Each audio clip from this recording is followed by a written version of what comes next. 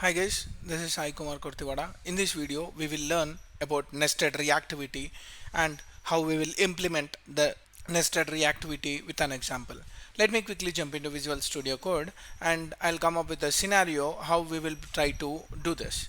So let me quickly jump here, and what I'll do is it is something related to to-dos list, but I'll make it bit different. So what I'll do is I have some set of users for me, and that users have set users over here, and that is nothing but a create signal. So I'm just creating a signal with an array of users where the users are empty by default. And let me use a button for adding the users. Add a random user. I'll just add a random user for this, and for that sake let me use a click event on click, and I just use something like add a user. So this is my method, and let me create this method inside this. So let me use something like this, and now what I'll do is I'll just add a constant value over here, and I'll be adding a user for this. So whenever you are adding a user, so how we can add that? By using set user. So let me copy this set user and put it over here. I don't want to remove the previous users because this is a signal and it is something like a complex signal, so you should not lose the previous data.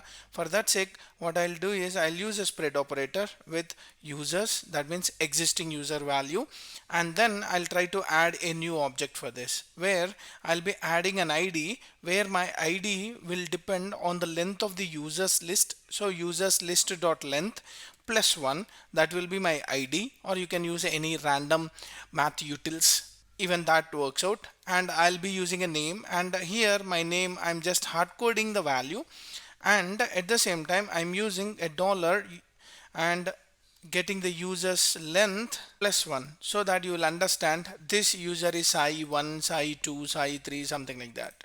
And now let me use something like is deleted.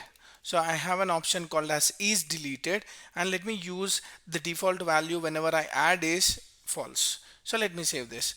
Now what I'm doing, whenever I click on the add user, then immediately I'm adding one user and I'm not losing the previous users because of this spread operator. And now let me save this. Now let me use this to render in our UI. For that sake, I'll use something like index. Already we learned about the index in my previous videos. Please watch that for better understanding. And this is my tag, and this will receive a prop called as each, and this each will receive an array. So let me pass the array for this. So users is my array.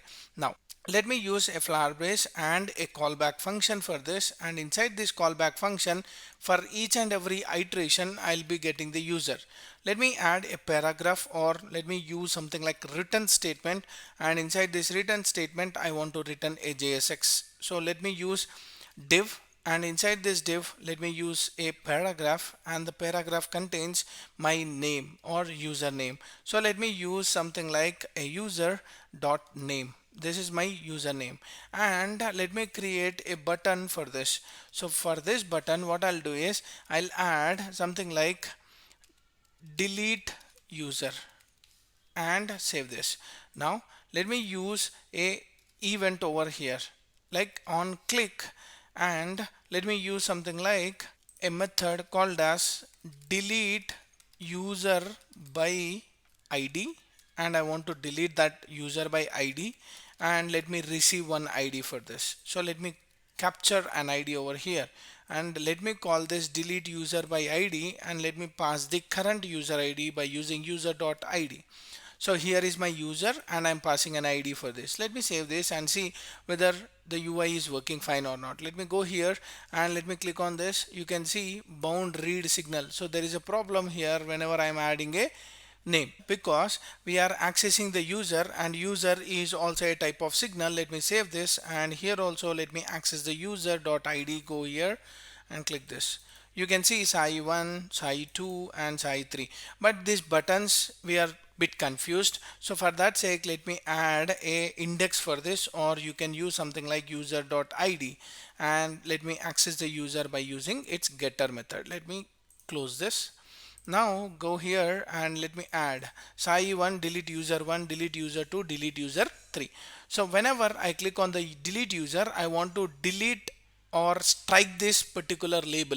For that sake, what I'll do is I'll utilize this parameter like is deleted true or false, because I am doing a soft delete, and whenever there is a delete property, then this particular name should be striked off. For that sake, let me use some style over here, and this style will receive something like a text decoration, and this decoration should have a condition for us. So what is the condition over here? When my user is deleted, then I want to use a line through. That means I want to strike off. Else I don't want to use anything. So let me use something like none and save this. So whenever this user is deleted, then it will go through this line, else we will have the none value. That means it is not applying any of the text decoration for this. And when the user clicks on this, we have to strike it off. So to do that, what I want to do here is I want to update my set user.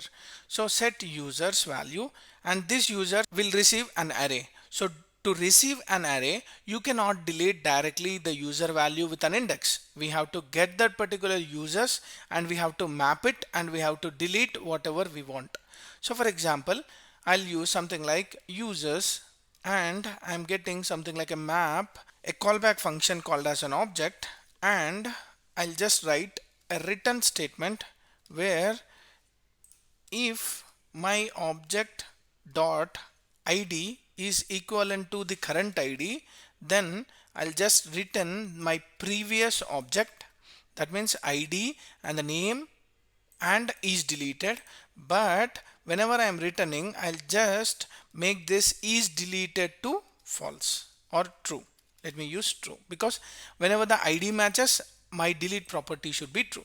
And if it is not the current id or matching id, then I'll be returning my object. That means current object. So that this whole users.map will give an array, and that array will be your updated array. So let me save this and go here. Let me reload and click this. Now we are getting the same, but when I click on this, it has been striked off, and striked off. This is absolutely fine and working fine. Now what I'll do is just I'll go here, and inside this callback function I am just adding a console log, where my console log is inside loop, and save this. Let me go here and reload. Let me click this. If you see, I'm inside loop, and let me click this. So I have around 5 users, and it went inside the loop 5 times. Now what I'm doing, I'm just deleting one user. Let me click this and click this and click this, click this, click this. Everything is working fine.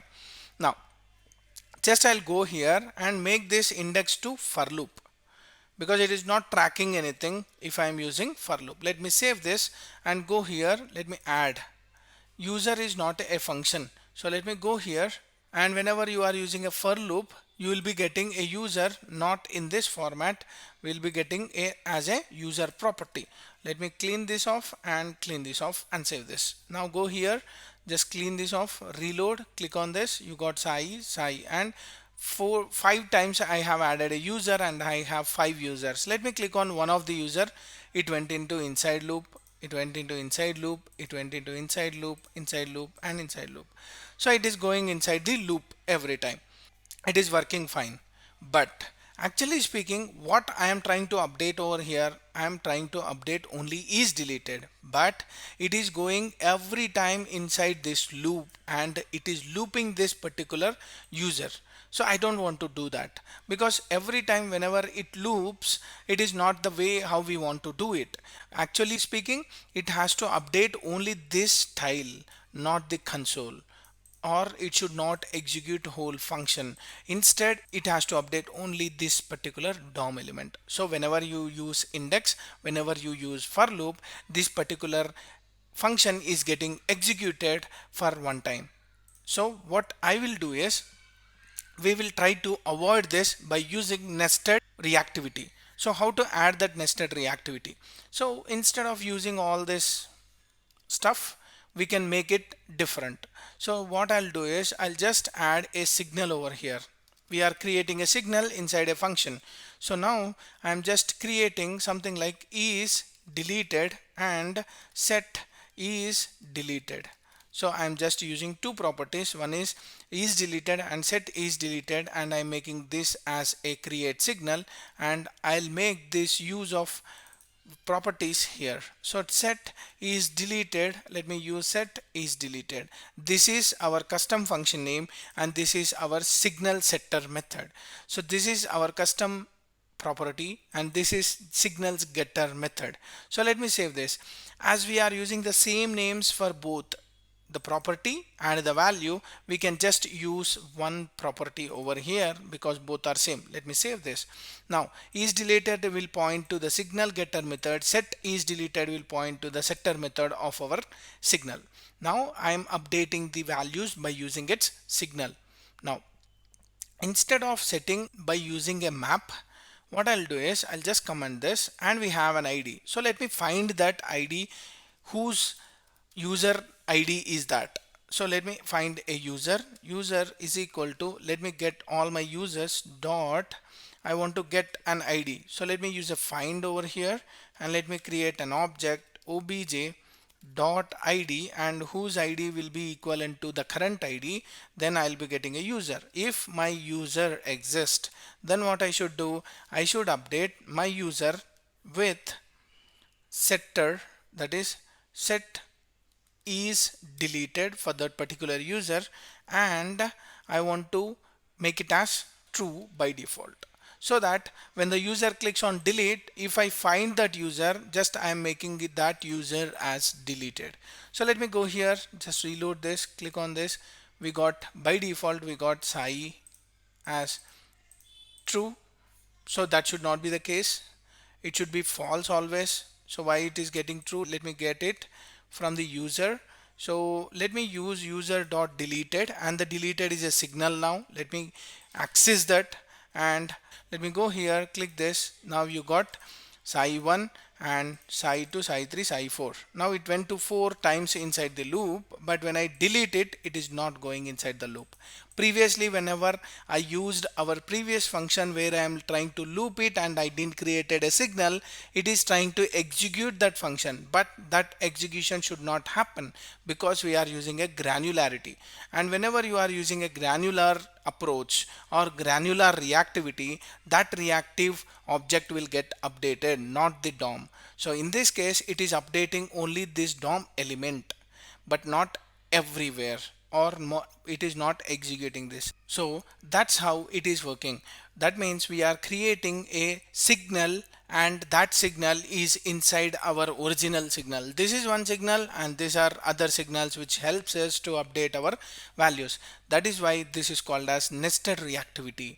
We are creating our reactivity nature inside another signal. So that is how we did it. But whenever I see this, it is very complex to understand and creating the number of signals whenever adding a user. So it is bit tricky part, and it creates a lot of signals if your array is very big and if you want to update some set of properties. This can be avoided, and it can be resolved by using create store. We'll see about create store and how this helps us to achieve the nested reactivity in a simpler fashion in SolidJS. Hope you like my explanation. If you like my video, like, share, subscribe to my channel for more updates. Signing off. Thank you.